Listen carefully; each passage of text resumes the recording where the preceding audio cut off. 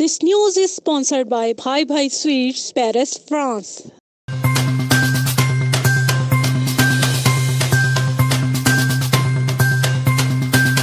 Sweden में आम इंतखाबात इख्तितामी मराहिल में दाखिल, वोटिंग के लिए फकत 3 रोज बाकी, मुसलमानों की आवाज बनने वाली जमात के मकामी मीडिया पर चर्चे। गुज़िश्ता इंतखाबात के मुकाबले में 8% एडवांस वोटिंग में इजाफा। स्वीडन में आम इंतखाबात में वोटिंग का इख्तिताम 11 सितंबर को हो रहा है, जिसके बाद नताइज का सिलसिला शुरू किया जाएगा। स्वीडन के रवा इंतखाबात पिछले तमाम इंतखाबात से इंतहाई मुख्तलिफ हैं, क्योंकि गैर मुल्कियों की एक बहुत बड़ी तादाद अब अपने हकूक के लिए वोट कास्ट कर रही है। स्वीडन के इलेक्शन कमीशन की हालिया रिपोर्ट के मुताबिक रवा इंतखाबात में गुज़िश्ता इंतखाबात के मुकाबले में 8% एडवांस वोटिंग में इजाफा हुआ है। तकरीबन 13 लाख अफराद अब तक अपना वोट कास्ट कर चुके हैं। स्वीडन के मकामी मीडिया पर जहां बड़ी जमातों के हवाले से राय शुमारी की जा रही है, वहीं स्वीडन में सबसे ज्यादा पढ़े जाने वाले अरब अखबार के सर्वे के मुताबिक पार्टीत न्याज सफ़े अव्वल की जमात करार पाई है, जबकि मौजूदा हुक्मरान जमात सोशल डेमोक्रेट दूसरे और लेफ्ट पार्टी तीसरी बड़ी जमात है। पार्टीत न्याज की जानिब से पाकिस्तान नजाद उम्मीद जुबैर हुसैन पाकिस्तानी कम्युनिटी की नुमाइंदगी के लिए मुंतखब किए गए हैं। जुबैर हुसैन की कम्युनिटी से पार्टीत न्याज को वोट देने की दरख्वास्त। पार्टीत न्याज की बढ़ती हुई मकबूलियत के बाद सियासी तज्जिया नगारों का कहना है कि इस पर इंतखाबात के नताइज पर तज्जिया करना काफी मुश्किल है, क्योंकि नई जमातें पार्टीत न्याज और MED पार्लियामेंट में जगह बना सकती हैं, जो कि नई हुकूमत की तश्कील के लिए एक सवालिया निशान होगा। कीप वॉचिंग 33 न्यूज, ओवरसीज पाकिस्तानियों की आवाज।